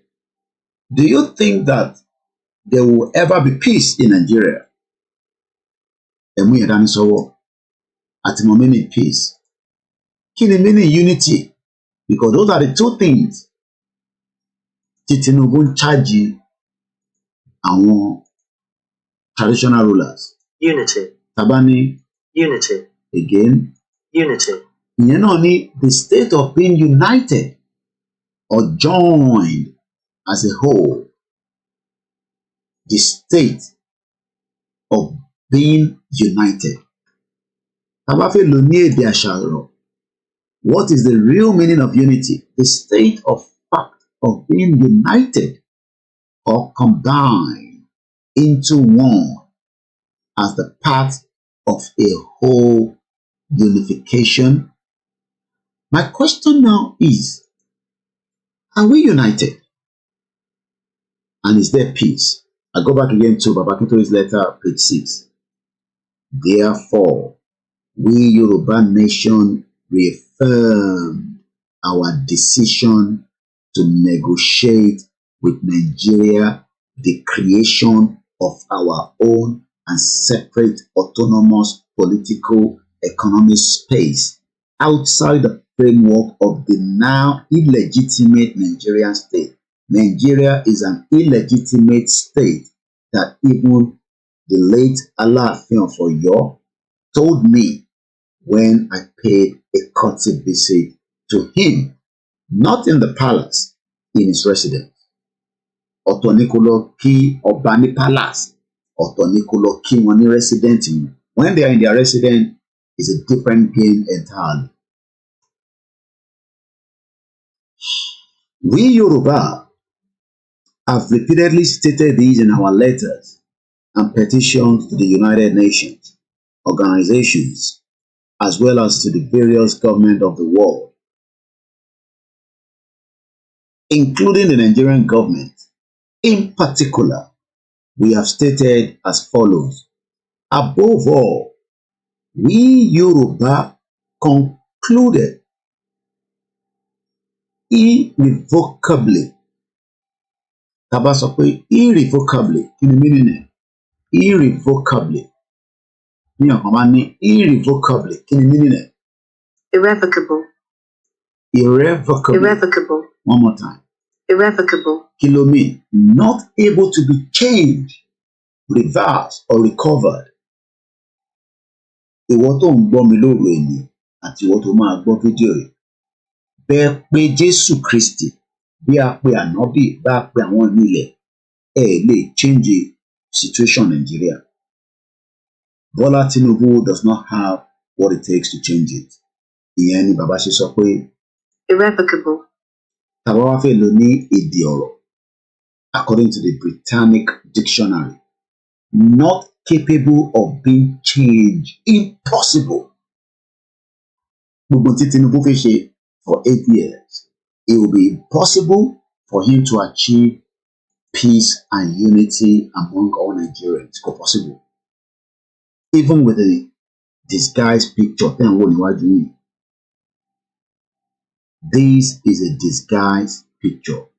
This is the picture that international community want our government to present to the world, that there is peace and unity.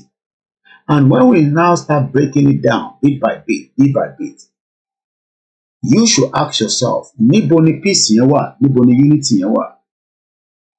Mo kí ma jẹ́ fọ́kẹ́, mo kí ẹ̀gbọ́n mi Yẹmi Fátókè. Thank you, Mr. Samson Adekunle. Níbo gangan ni peace yẹn wà? Ẹ káàárọ̀, Grandma Ọlá Odus. Mo kí àwa, my beautiful auntie Ìyábọ̀ Olúbùnmi Olúwọlé. Mo kí àwa Tẹ́mítẹ́mí. Ìwà pẹ̀lú ẹwà, whether you're here or not, I always greet you and Yeyoge. Those two names I do not joke with. Peace and unity, níbo ni Tinubu ti fẹ́ rí in the 8 years? Tinubu wants to do what is going to please everyone, but kò ní rí peace and unity.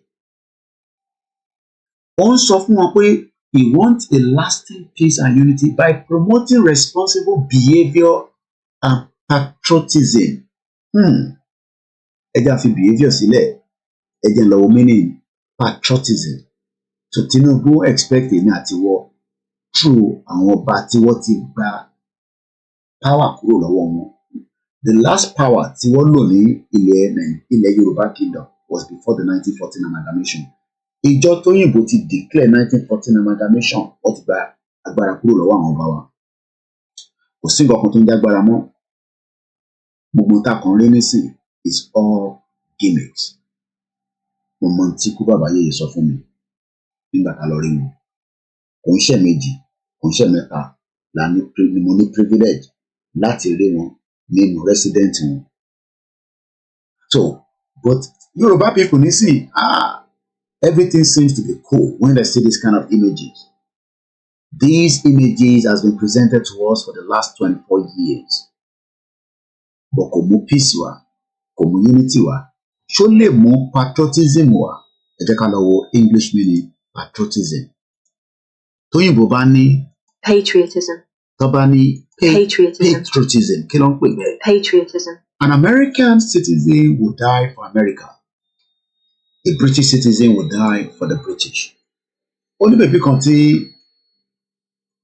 mo píkì kìíní ẹ̀ lórí. I hope I post a lot of things on my Twitter. Bóyá pé mo repost Gàgídé náà máa gbá etí fídíò tí Shark jẹ́yàn lélẹ̀. I can't show that. This was a fire that took place in Germany yesterday. Ilé náà tún náà ń ṣe 20 hours or 120. Bọ̀bọ̀ tí Shark jẹ́ lélẹ̀, Shark yẹn swallow ẹ̀ ni, ó jẹ́ pátápátá. Ọmọ Russia ni. Again, if you want to support us, you can just click on this and you can buy us a coffee. Very easy. $5, $2, just donate. At least something to keep us going. So, as this city, ó ti ní kí n ra coffee, ó ti send owó coffee sí mi lánàá. Ta ló máa ra coffee fún wa láàárọ̀ yìí? Ìtẹ̀wà l'Amẹ́ríkà, ṣe máa ẹbẹ̀ máa wá sí àlọ́ sí ṣé Starbucks àbí ibo lẹ ti máa ra àwọn coffee yìí? Ẹ jẹ́ kí èmi náà mu coffee. Ó wà very easy. So, just click on the link and then you can do those coffee. Koiki, èmi á fún ẹni coffee mẹ́rin in a month, $20. Koiki, èmi ò lágbára $20. Coffee you can for in a month, madam for any extra money. So this is a way you can help us so that we can continue to do the great work that we are doing under the koikimedia platform. So if you come across this, it is me. Oh, sorry, I'm not showing anything. I thought I was showing something, but I realized that later Babakintoye machine show. So let's move things around swiftly. So this is me in case you come across this anywhere. So I personally just engage with this. So just make things very easy. Arole Fadua Moki, just to make things easy for you and also to make so you can buy me a coffee. So anytime you come across this link, you can ask for the link. We will continue to share the link later on. So there's a lot of upcoming this coming week. Kafemo long the tech week in the UK. So Koiki is planning to visit some of those places. For Burkina, it takes my time, but I'll not have information. So it's a busy week next week. This is what we expect, our people to be also enjoying, but not in Nigeria. If you have video with me and we posted. Okay, UK people see. So you be big there's also this event coming up this weekend. Yoruba Central Office Diaspora 2023 Media Public Lecture. Koikimedia Mapik Signal. So this is going to happen tomorrow at 7 p.m. So what's it all about? It's talking about the Yoruba history, misconception, and the language by Olakunle Fasuba.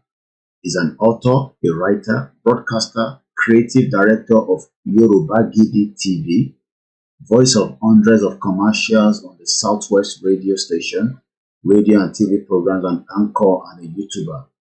Also, making Yoruba global and national official language by George Olushola Ajibade is a PhD, Professor, Department of Linguistic and African Language, Obafemi Awolowo University, Ile-Ife. He's also a professor. Ajibade teaches Yoruba language, literature, and culture in the Department of Linguistic and African Languages, Obafemi Awolowo University, Ile-Ife, Nigeria. He earned his PhD, MA, and BA degree in Yoruba language and literature from the Obafemi Awolowo University, Ile-Ife, in Nigeria in 2003, 1996, and 1992, respectively. He was a research fellow at the Institute of African Studies, University of Beirut, Germany, on the project titled Imagination, Artistic, and the Global Art World between 2000 and 2004.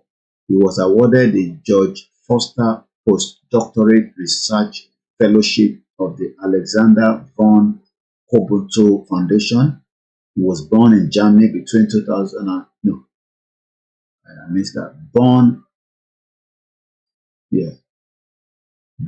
Foundation, born in Germany between 2004 and 2006. He returned research fellowship between January and December 2007 to 2009, 2011, 2015, 18, 21.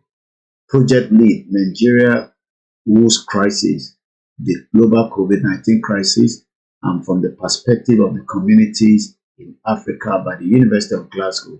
So all this is going to happen by God's grace on Sunday, and Koikimedia will be transmitting this. So it's going to be an interesting program. Try and make sure we make Yoruba a global and national official language. We are still very not doing much. I think in Timor, I'm not sure whether I'll find it, but hopefully more repost or not. Maybe you've never seen this before. Let's just watch this. This is a Sierra Leonean that managed to meet up with the Prime Minister of Netherlands. My daughter, because my grandmother said. Imagine working with your Prime Minister. This is the kind of society that we want. My daughter is 13 and my son is 10. Yeah.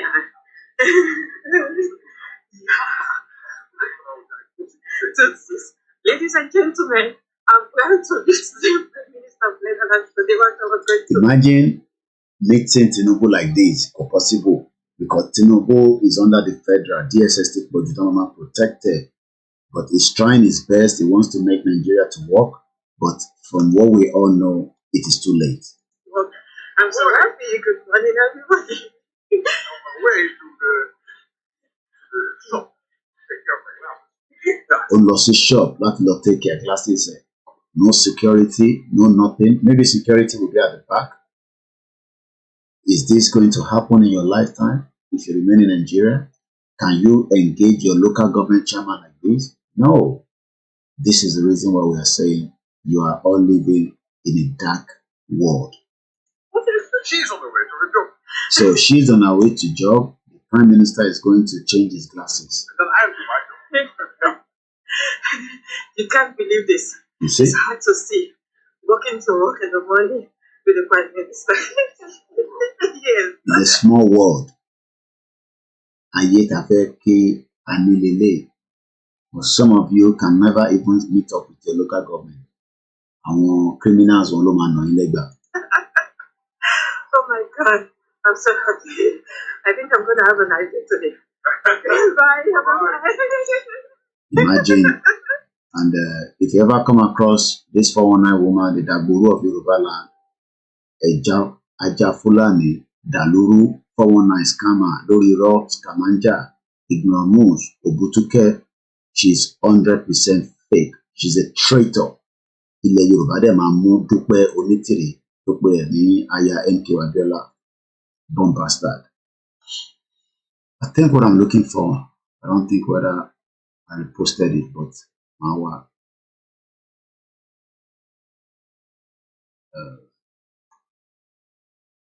I'll find it later. I don't think I have it somewhere here. Let me see. Once again, Muki, Muki Omode, Muki Agbalagba. 40 vehicles, lọ́kọ́ jáde nínú former governor of Zamfara.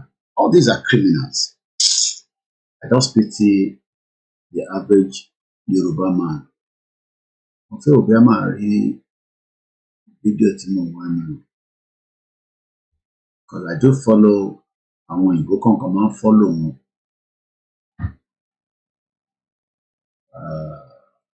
Ilé náà máa gba etí former governor. I'm gonna see if I'll find something. Nothing about the need one.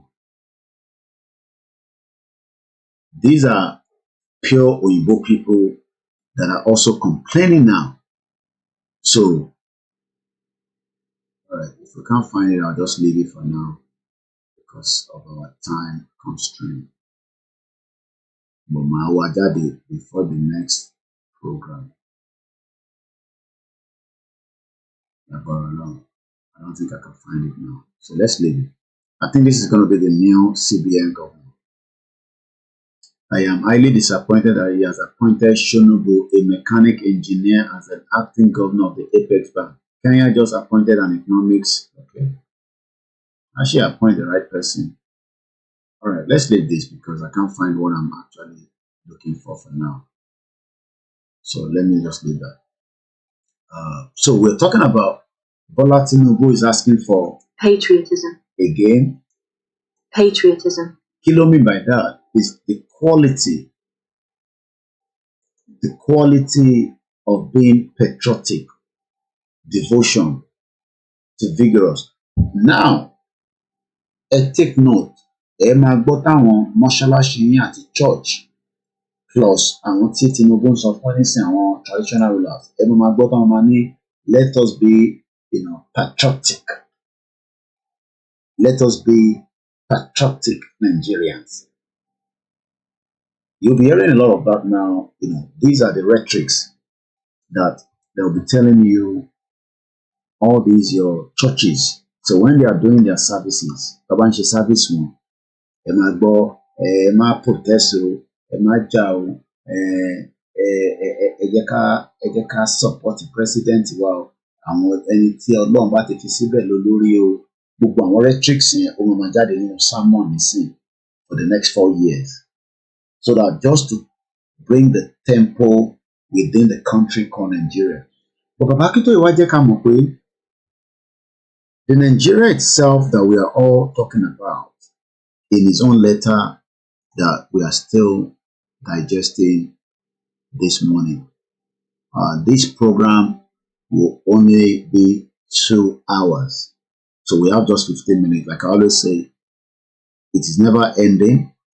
It's a continuity. So at 5 o'clock, I will end this transmission. So we have just 15 minutes. So let me just buttress more on the letter of Akitoye.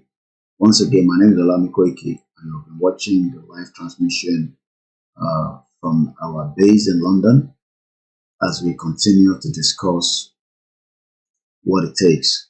So let's come back to this letter in reference to what Tinubu is saying. On the page 6, we Yoruba have repeatedly stated this in our letters and petition to the United Nations organization as well as to the various governments of the world, including the Nigerian government. In particular, we have stated as follows: above all, we Yoruba concluded irrevocably that the agenda of the war of conquest and subjugation by one nation. Now, Sherry, agenda, I almost slow down. We got to understand this now before I go. The agenda of the Fulani must slow down because there's a new sheriff in town, which is Tinubu. So that agenda will be working against Tinubu behind the scene.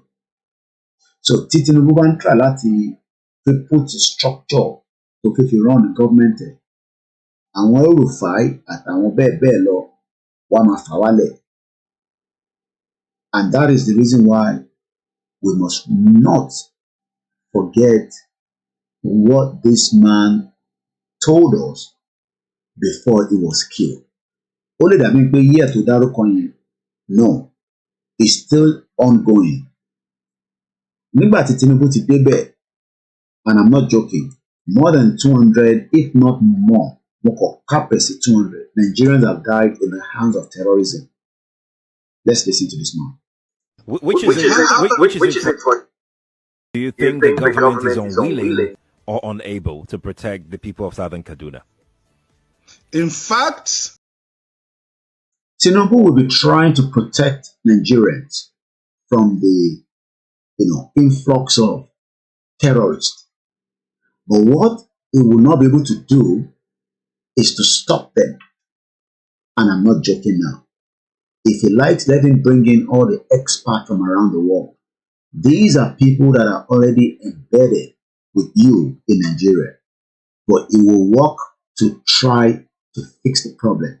But this statement, and Bonisi, the late Dr. Malafia is talking about, is not talking about Buhari alone. He's talking about the whole project Nigeria that the governors, the northern governors, not all of them, they are all sitting and eating with the devil called the terrorist.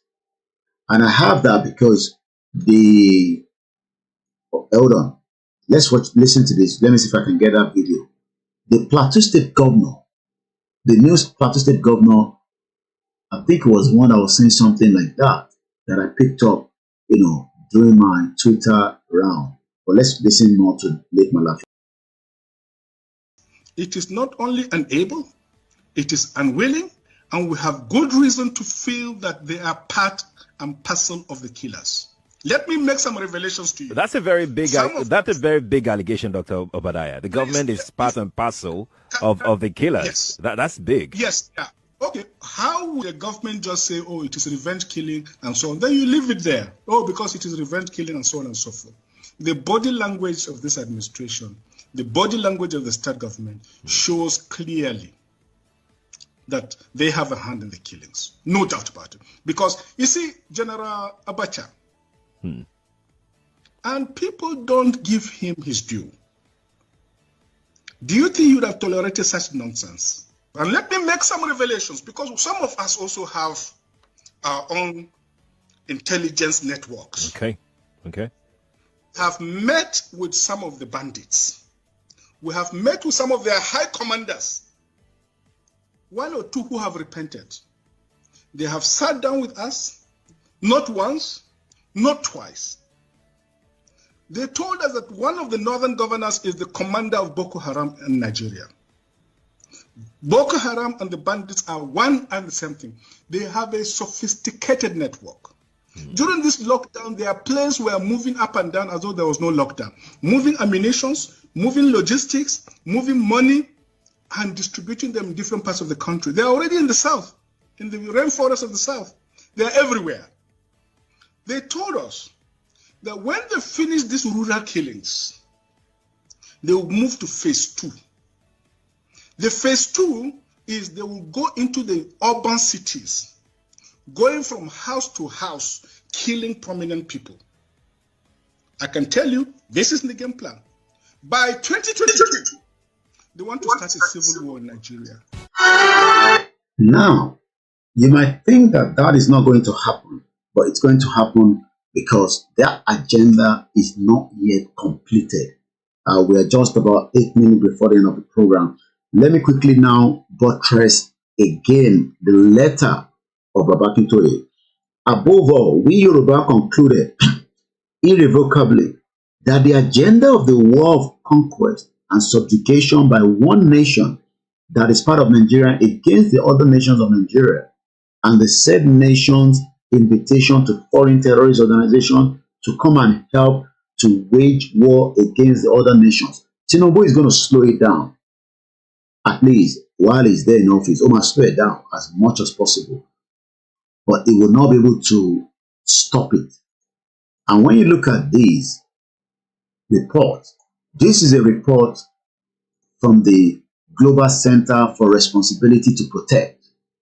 Okay? And I'm just going to read that briefly, but just keep an eye on this for now. And this is an article as at my birthday on the May 3rd, May 31st, 2023. But Akintoye went further to say, what you call enough Fulani to overrun wa, and the Nigerian government have already supported that. All with the obvious complicity of the federal government of Nigeria. Tinubu will not be able to be the one to complicit now because the complicit man. Tinubu is a Yoruba man. He's not going to allow terrorists and all that. But could he stop it? Could they stop with the agenda? They want only slow it down. But could he stop it? And that is one thing you got to put at the back of your mind. He will never be able to stop the agenda because the agenda will continue. We Yoruba have therefore concluded that we have the legitimate right and duty to separate our Yoruba nation from Nigeria. How are we going to do that? People ask. Through negotiation with the Nigerian government of Bola Ahmed Tinubu, either on a bilateral basis that is between our Yoruba nation and the government of Nigeria, or on a multilateral basis that brings all of the most constituent stakeholders. All those stakeholders, they all inside. Most of in last year, towards the end of December and January, money confirm authoritative way àwọn balẹ̀ Yorùbá ṣe ìpàdé pẹ̀lú àwọn military. And tó bá rántí, I was mentioning that continuously. Meeting yẹn àmọ́ reason tó fi ṣèpàdé yẹn. But I have it in authoritative way. They were meeting, I'm not going to mention any of the kings, but they were meeting, having meeting with the military, hierarchy military. For what reason, I don't know.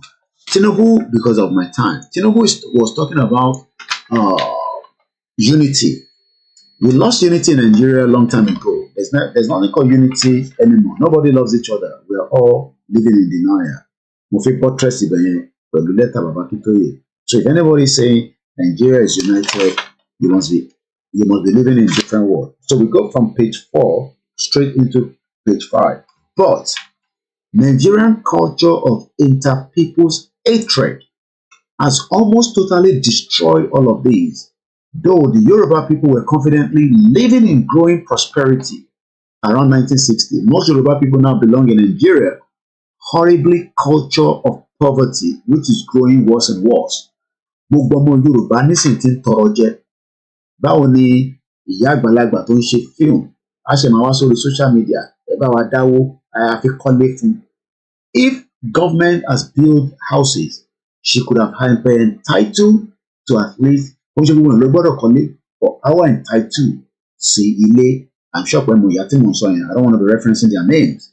And so many people like that. So the expectation of every Nigerian is that gbogbo kìíní kan máa change overnight. Pẹ̀lú Tinubu tó wà níbẹ̀. You are living in denial, okay? Nothing is going to change. You are going to become worse. Worse. Here, if there's another word for worse, tó bá tún ní ọ̀rọ̀ èdè níta lè lò fún pé nǹkan worst òun ní Nigeria. And it's just the beginning. Even if Tinubu is going to save money to the tune of $10 billion from the subsidy, they will not be able to use that $10 billion to resolve your life. Your life as a Yoruba man in Nigeria is now at stake. Even Alaafin confirmed that. We are not going to progress in Yoruba territory as long as Tabashi is in Nigeria. Early progress.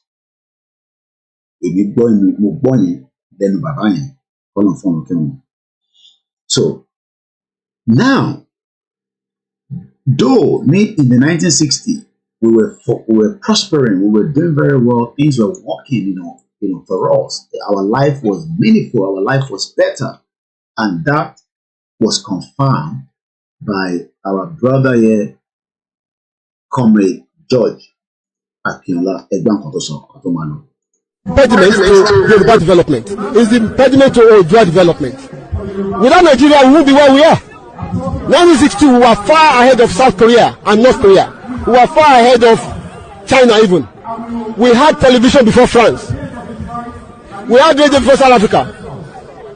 Now look at where we are today. I think it's a shame that even any Yoruba man can be talking about restructuring at this point in time. What are we restructuring? This country that is already shot to pieces? I don't think that's what we want. But they are always talking about giving Nigeria a chance. The patience of Yoruba with Nigeria has come to an end. And before I go, hear this again. Impediment to Yoruba development is the impediment to Odua development. Sorry about that. Against all this background, Tibani background, let me give us my full open background. So, in time, little camouflage, I can protect the background. So, to buy around on the program, okay? Don't be deceived. But this is a full background. Okay, this is a background. This is the original background. But if I go by listening, not protecting Nigeria. So, autoni camouflage on Besiwaju, but the original gongon, Tiwo return of a party for Nigeria, don't point finger siwa. Tí ìwọ̀nba táwa ń ṣe láti fi make sure pé a lè open conscious mind yìí àwa la wá di ọ̀tá yín, just like one of our sisters said during her program yesterday, Yedara. Àwa la wá di enemy yín, àwa gangan ni ẹ̀ ń dì mú, àwa gangan lẹ fẹ́ knock, ẹ fẹ́ knock àwa nítorí àwọn APC tó yẹ pé bó ṣe wà yẹn ó máa fọ́ if care is not taken on before 8 years. Gbogbo àwọn tẹ̀ ń rí nínú APC yẹn wọ́n tún máa form another political party. Wọ́n ní owó láti set up another political party and their proxies. But we have become your own enemy. Ẹ̀yin ọmọ Yorùbá, àwa ni enemy yín, àwa lè attack. Ṣé mi ni mo bà Nàìjíríà jẹ́? Mo sọ fún yín pé fake lélẹ̀ tẹ̀ ń rí. Camouflaging it. This is the original. Baba went on to say, because my time is now up, against this background, we Yoruba people, our Yoruba, we remain fiercely confused. No, sorry, sorry. The more the Yoruba nation remains stuck into the trap in the vortex, with favor English meaning vortex in Latin, sorry, Baba so vortex. So, mo fẹ́ kàbí báyìí náà ká tó máa lọ. Vortex, Baba lo English kan, vortex, òyìnbó yẹn ti pọ̀ jù fún mi náà. Tàbá ní vortex, mo spell it like that. Vortex, kí ló mean? No, I'm ṣe àwọn fan ọ̀sán meaning. Something that resembles a whirlpool, the hellish vortex of the battle time. Okay. What does vortex mean? Okay. A very powerful feeling or situation that you cannot avoid or escape. The more the Yoruba nation remains stuck into and trapped in the vortex. So our new escape, but could escape of the Nigerian trash machine, the more stagnant and backwards we Yoruba become. So the more Taba remain in Nigeria, the more backward. And as we come to this final part, attacks by the armed bandit group as well as the continual violence by the Boko Haram and Islamic State in the West Africa, leaving civilians in Nigeria at risk of mass atrocity crime. So I'm just going to move forward a little bit. Recent development. During the first week of February 2023, at least 100 people were killed in clashes between the armed bandits and local vigilantes in Kankara local government area, Katsina State. On the 7th of April, I hope you're taking note of all these dates. On the 7th of April, at least 80 people, mostly children and women, were killed in Tasafa local government areas and Zamfara State. In Runji, Kaduna State, armed bandits allegedly destroyed 40 houses, killed 33 people on the 16th of April. That same day, scores of people were killed in attack on at least 4 communities in Mango, Boko local government area of Plateau State. In an attempt to curb the activities of the armed bandits, the government has intensified its military operation in affected areas, including through airstrike, which the group operates. Over 100 civilians were killed in the government airstrike in December, January. Imagine the government is trying to kill the terrorists, but they end up killing the average Yoruba man, those living in that axis. So let's go further. In March, since March, violence between herding and farming community in Benue and Plateau State has increased. On the 5th of April, suspected herdsmen killed at least 46 people in Mogidi. On the 7th of April, at least 38 people, including 30 women. 30 women were killed after suspected herdsmen attacked a primary school in Ngba, the house of the IDP. On the 15th of May, armed men, allegedly Fulani herdsmen, attacked at least 20 villages, not 1, not 2, not 3, not 4, not 5. 20 villages were attacked by the Fulani in May, just some few days before Tinubu was taken over. In Mangu, there were over 100 people, including women and children. You know, all this there to you is like, it's okay, back from Nigeria. These are the lives of human beings. I'm talking about in 2023 that have died in the hands of what they called the Boko Haram. The risk assessment.